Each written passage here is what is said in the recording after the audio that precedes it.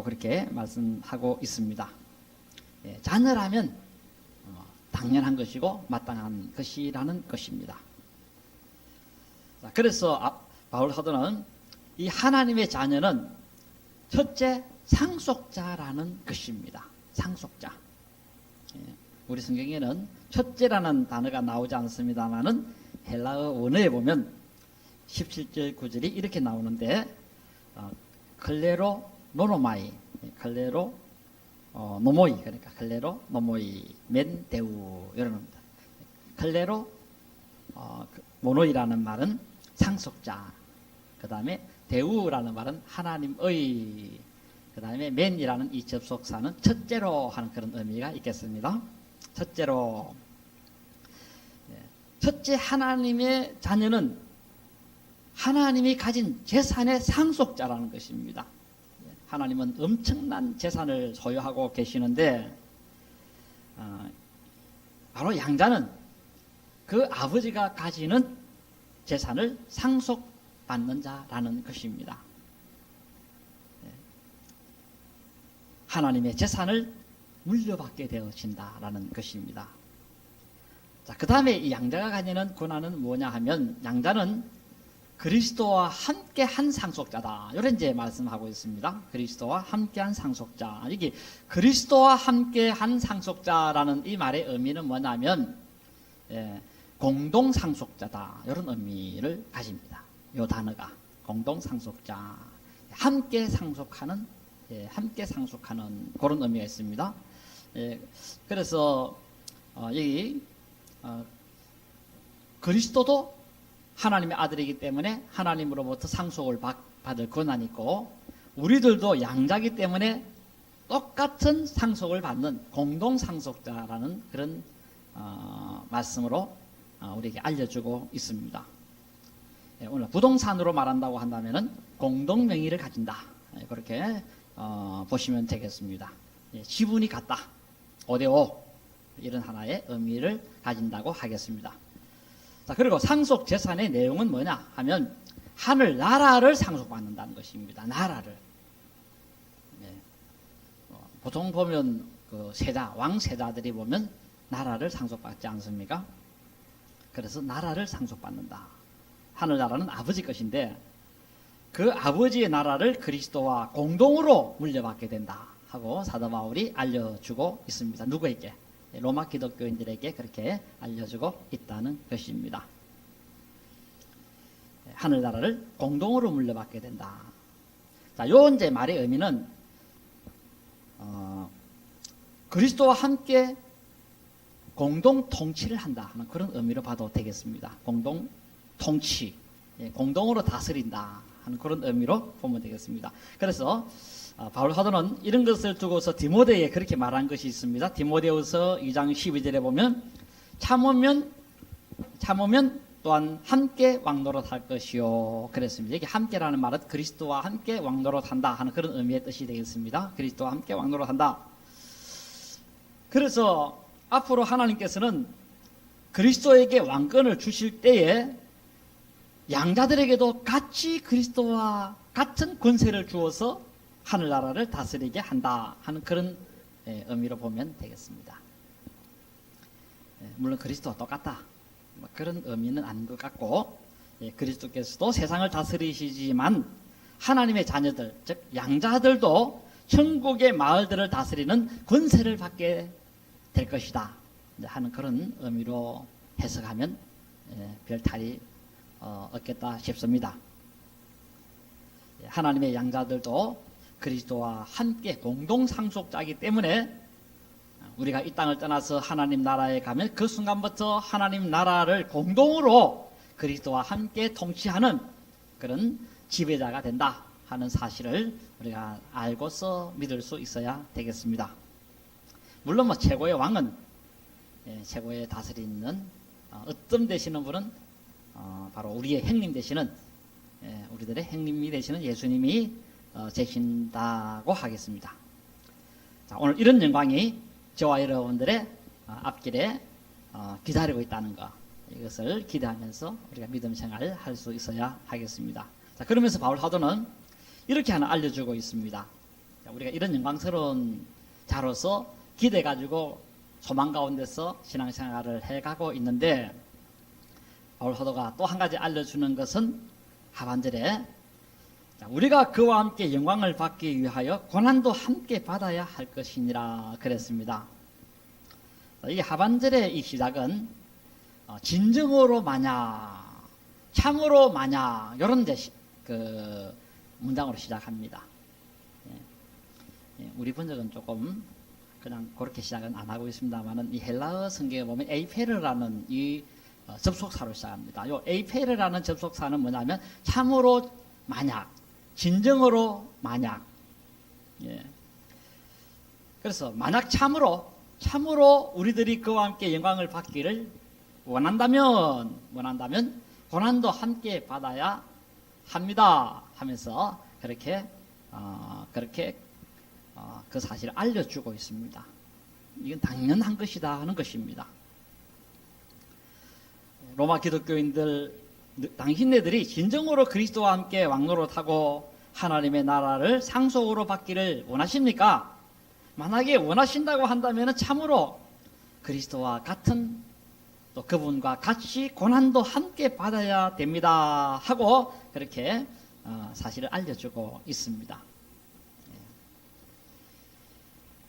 고난만 주장하고 의무는 지지 않으려고 하는 그런 가족은 가족이 아니라는 것입니다. 바로 가족 공동체는 뭐냐? 생사고락을 같이 하는 그런 특징을 가진다라는 것입니다. 형제 공동체는 뭡니까? 형제 공동체는 생사고락을 같이 한다. 이게 이제 형제 공동체의 특징이라, 가족 공동체의 특징이다.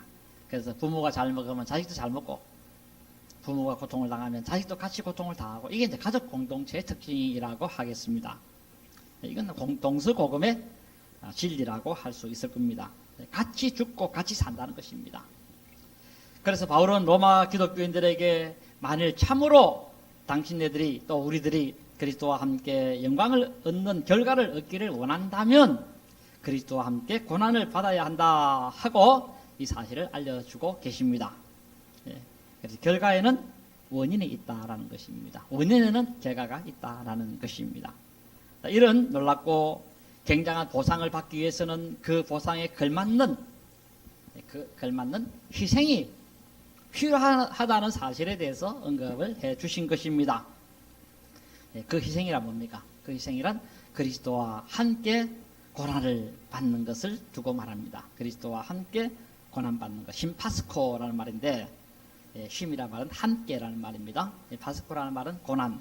그러니까 함께 고난당한다, 함께 고난을 수반한다 하는 그런 하나의 의미의 단어입니다. 그래서 그리스도와 함께 고난을 받아야 된다 하고 그렇게 말씀하고 있습니다. 그러면서 바울 사도는 이제 18절에 이렇게 말씀합니다. 생각하건대 현재의 고난은 장차 우리에게 나타날 영광과 비교할 수 없도다. 생각하건대 현재의 고난은 장차 우리에게 나타날 영광과 비교할 수 없도다. 여기 생각하건대라는 이 단어, 이 단어 로기조마이라는 말입니다. 로기조마이라는 말인데 1인칭 단수입니다. 그래서 나는 이렇게 생각한다 하는 그런 뜻입니다. 1인칭이니까 바울 사도가 지금 자기를 향하여서 나는 이렇게 생각한다. 여기 로기조마이라고 하는 이 단어의 의미는 뭐냐면 나는 이렇게 생각한다 하는 그런 뜻도 있고, 그 다음에 나는 이렇게 믿는다 하는 그런 뜻도 있고, 그리고 나는 이런 의견을 가진다 하는 그런 의미가 있습니다. 이런 생각을 가진다, 이런 견해를 가진다, 나는 이렇게 믿는다, 이제 이런 것이 바로 나는 생각하건대 하는 그런 의미의 단어로 의미로 해석하면 되겠습니다. 자, 그러면 바울은 현재 당하고 있는 이 자신의 고난에 대해서 어떤 견해를 가졌는가? 현재 고난에 대해서 어떻게 그는 믿었는가? 현재 고난에 대해서 바울은 어떻게 생각했는가 하면, 현재 이 고난은 장차 우리에게 나타날 영광과 비교할 수 있는 것이 못 된다고 나는 생각한다. 그렇게 그가 자기의 견해를 피력을 했습니다. 오늘 여러분들도 바울 같은 이런 생각을 가지시기를 바랍니다.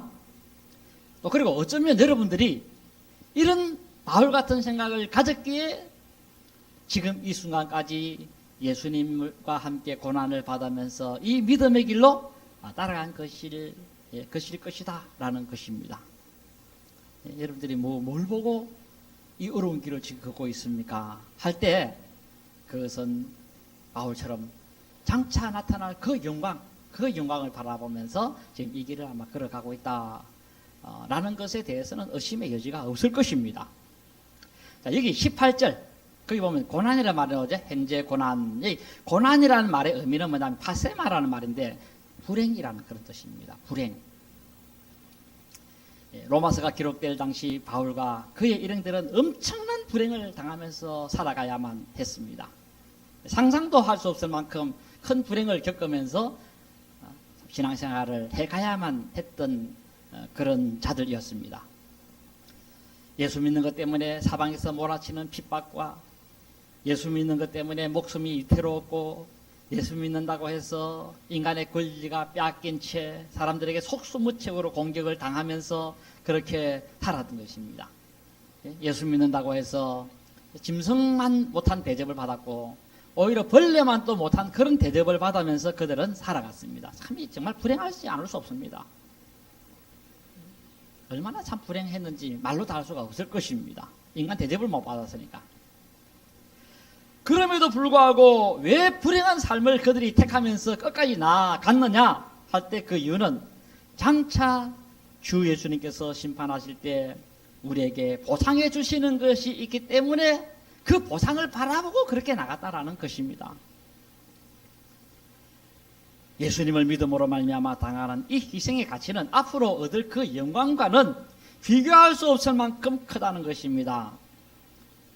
우리 하나님은 그런 분이십니다. 어떤 분이시냐? 예수님을 믿음으로 그 믿음 때문에 불행을 당한 사람들, 그 불행을 견뎌낸 사람들에 대해서는 장차 너무나도 영광스러운 것으로서 보상해 주시는 그런 분이시라는 것입니다. 우리 하나님께서는 장차 심판날에 예수 믿는 것 때문에 자기 아들 믿는 것 때문에 불행당한 그 사람들을 향해서는 엄청난 보상을 하시는데 하늘나라에서 자신이 가진 모든 재산을 다 주실 뿐 아니고 왕과 같이 살게 해주시는데 그것도 이 세상의 왕처럼 10년, 20년, 30년 이 정도로 왕 해먹는 것이 아니라 영원토록 왕이 되어서 하늘나라에서 보상받도록 그렇게 해주신다라는 것입니다. 오늘 이런 어떤 하나의 영적 자산 외에 또 하나의 자산은 뭐냐면 우리의 이 몸에도 보상을 받는데 이 몸에 받는 보상은 뭐냐면은 우리의 이 몸이 지금 여러분들의 몸이 얼마나 약합니까? 작년 다르고 올 다르다 하는데 그 말 저도 실감이 납니다. 제가 실감 나면 여러분들은 얼마나 또 더 실감 나겠습니까? 저보다 인생의 연배가 높으신 분들이 많은데 그런데 우리의 이런 모든 낮은 몸, 행편없는 몸, 볼품없는 이런 몸이 예수님의 그 부활의 몸과 같은 몸으로 입혀주신다라는 것입니다.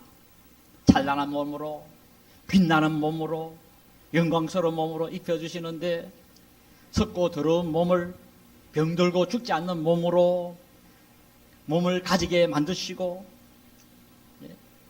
100년 사용하면 약해지는 오늘 우리의 이 몸과 같은 것이 아니라 억만 년이 아니라 하늘 해가 지금 한 50억 년 됐다 하는데 50억 년 정도가 아니라 500조 년이 아니라 그보다 더 엄청난 영원에서 영원까지 한 번 가진 그 몸이 똑같은 몸으로서 하나님께서 유지를 해주시겠다고 그렇게 우리의 몸을 하늘에서 가지게 한다는 것입니다.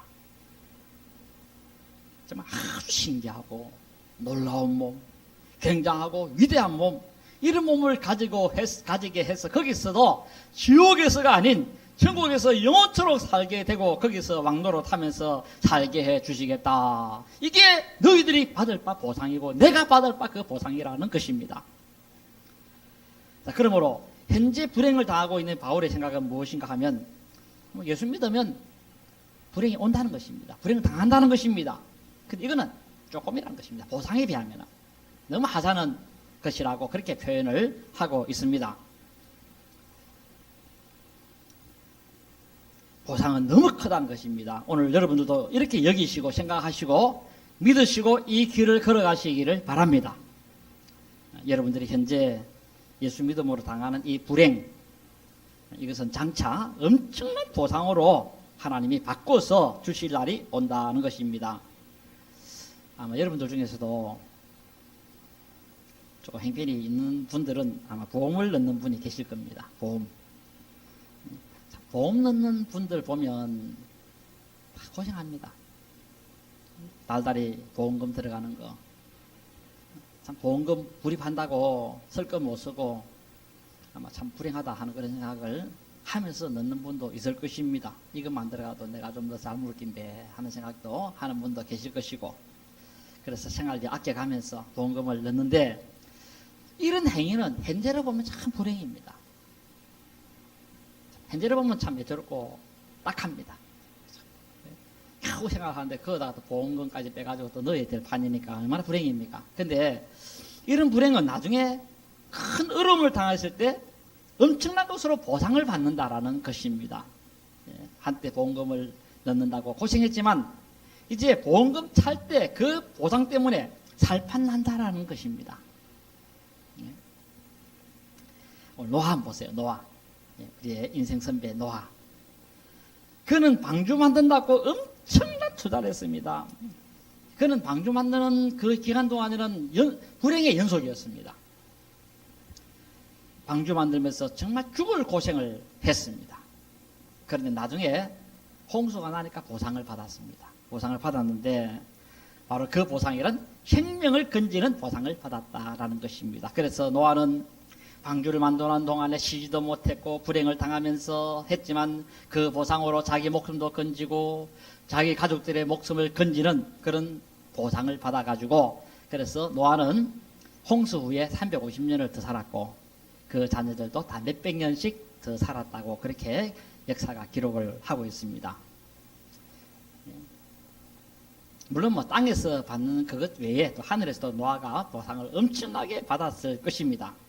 자, 그래서 보시면 이 노아의 세 아들도 아버지 도와서 방주는데 목숨을 바쳤고, 그리고 그를 통하여서 수많은 사람들이 그로 인해서 고통을 당했지만 그로 인해서 수많은 사람들이 이 땅에 태어나고 그로 인해 인류가 이렇게 번성해서 모든 인류가 잘 먹고 지금 잘 살고 있다라는 것입니다.